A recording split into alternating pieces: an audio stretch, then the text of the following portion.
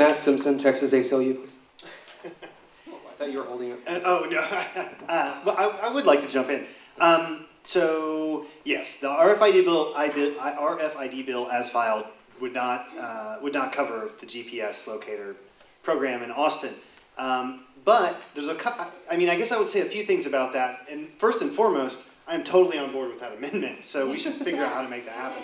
But number two, actually the ACLU is working with other groups to get rid of truancy as a crime to begin with. I don't understand why courts are where we're going to deal with kids not being in school to begin with. And really, a lot of these problems flow out of that, right? We're treating kids like criminals when they miss school, which then just means we put ankle bracelets on them like we do criminal. The whole thing is insane and treating our kids in the wrong way.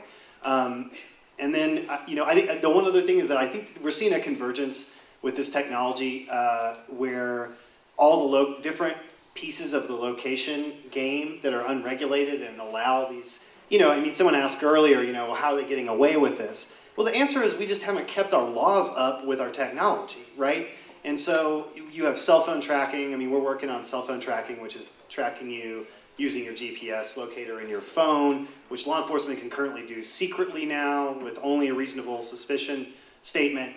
And that's really kind of the adult version of RFID in a lot of ways. So I think that there's a lot of this stuff the legislature is starting to look at. And I personally don't think Austin is going to be able to get away with having this kind of weird tracking system for kids. If nothing else, hopefully we just don't have truancy in our courts anymore. Thank you, Matt. And before we go to you, sir, there is a question from the back. I want to get this answered. I don't know how much longer these guys will be here. A question from Anonymous is, who is organizing and leading the charge to actually get this blocked in Northside? Have you looked at the effect on attendance in the Houston school districts that also have RFID technology? And by the way, does it actually make money? So I think those are three questions there. One is, who is organizing and leading the charge to actually get this blocked in Northside? I guess this is you guys, right? Well, I think that was our three-prong approach. So we have the attempts in the court, and the Rutherford Institute, I believe, is going to continue to press onward. So we've got that. We have the privacy advocates, which I'm going to be bringing in the cavalry. That's all of the international privacy organizations that committed to me on Friday that they are willing to step up the pressure and begin issuing press releases and really get involved. We have the media, members of the media. I have a radio program. I'm going to be on Alex Jones's show for 2 hours on Wednesday in studio. So those of you who listen to Alex Jones, we're certainly going to be getting the word out there. And then we've got Heather and Matt doing wonderful work in the legislature. Well, and then if anybody else wants to be a part of the street team, We Are Change is a part doing the protest.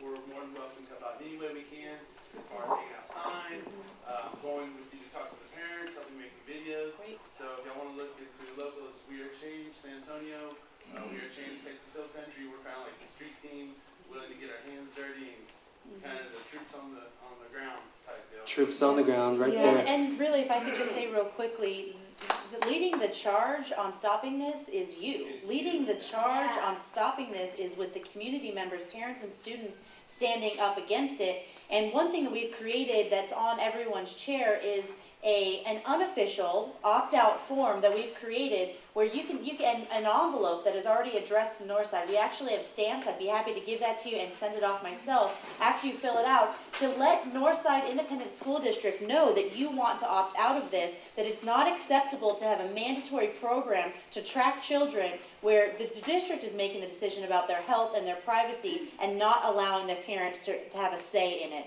So filling this out, letting them know why you want to opt out, and insisting that they respond to your sincere request to opt out is going to be how we stop this. So I encourage you to take this with you if you're a parent or a student and give it to the people that you know that are interested in this. And let's see what Northside has to say when we have a swell of parents that want to get out of this program.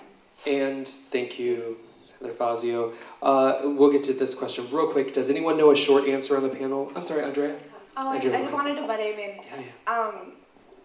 First and foremost, it is the community who is out there and the ground fighters.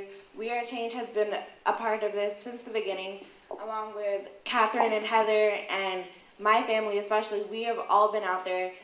You can contact any one of us, and we'll be more than willing to help you as long as you want to fight for what you feel is the right thing to fight for.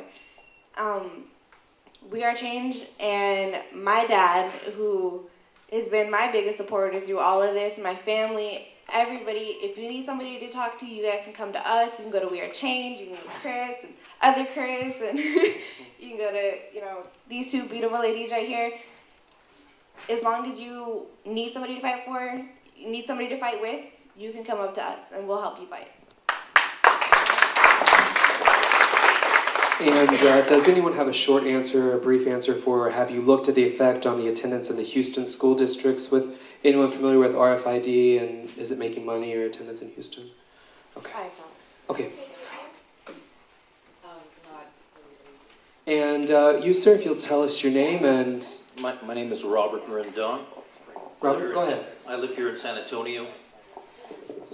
Spring is outside Houston. Go ahead, sir. I was at home and there was a lot of power outages and because of the wind, and my radio ended up turning back on after a while, and I heard something about this going on here. And so by Lord's blessings, I jumped up. I was trying to figure out what to do. My wife came in the living room and I told her about it. And she said, well, let me just jump on Google and I can get you a map and figure out, how we can get there.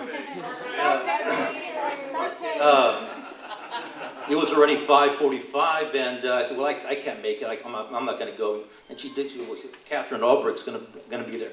Let me get my shoes. So I took off, made it here, and I have a little story, I have a little history with RFID.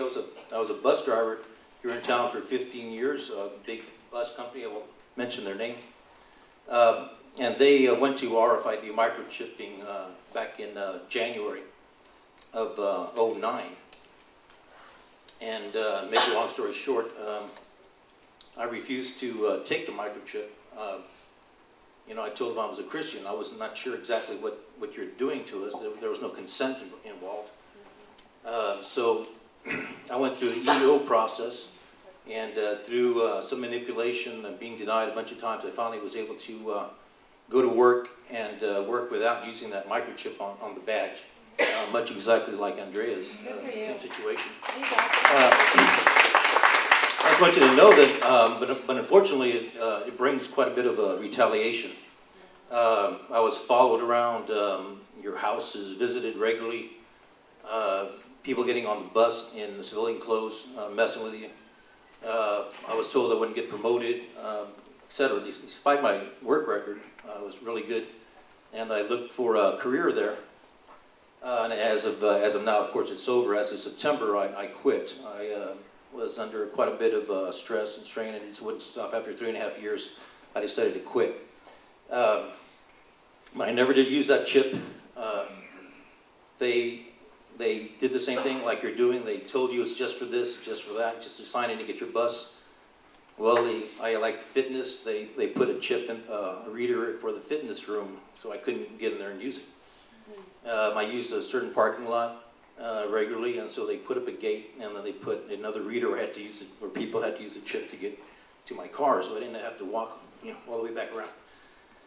Then they put just glass doors up in the middle of the hallway to the main building, and I could no longer get into the place where I worked. And I met with Vice President. I told him, well, I'm just going to retire. And he said, well, I'm sorry to hear you're leaving. That kind of nonsense. But yeah, the retaliation is real.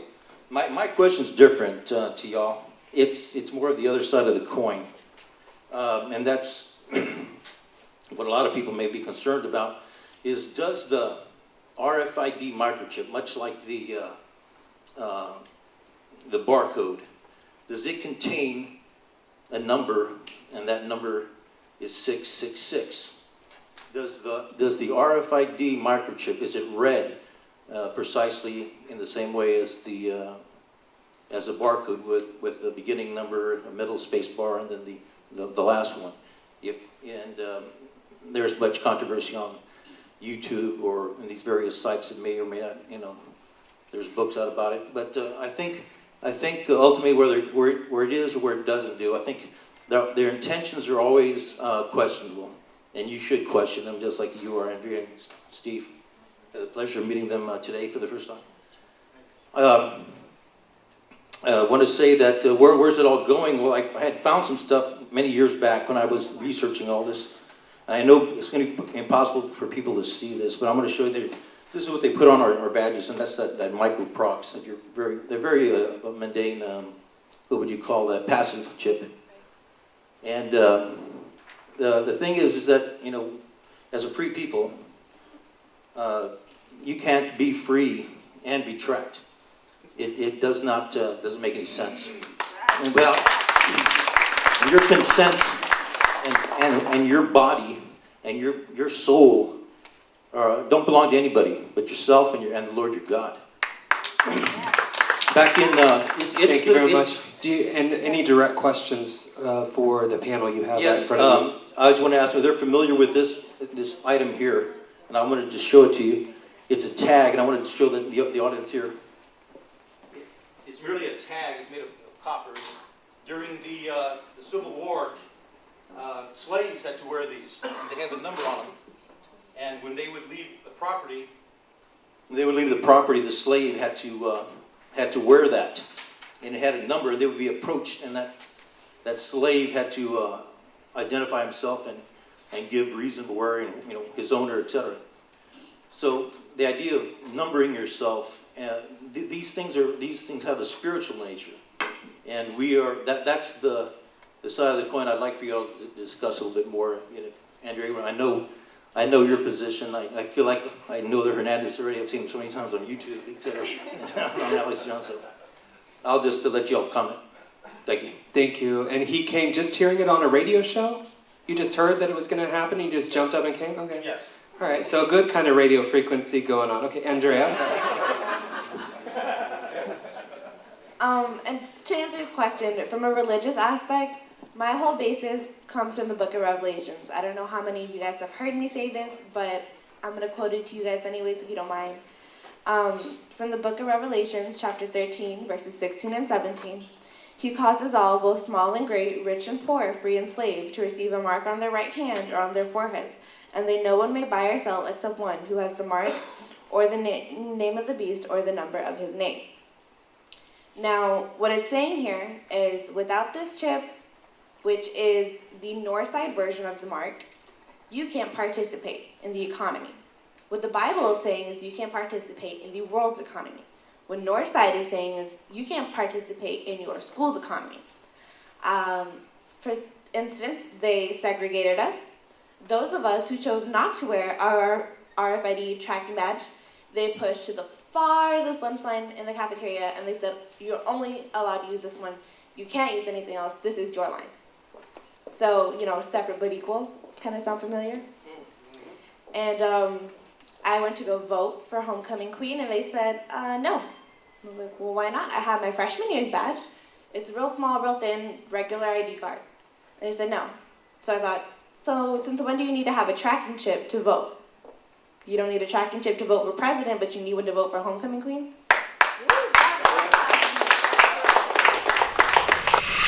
We came from Austin to come down here. I just have a comment, and I want y'all all to think about it. I have 2 dogs, and Catherine Albrecht has brought out a lot of information about the chipping, and these are mostly passive chipping. I don't want my dog to have a chip. Amen. Why my children? Right. Thank you.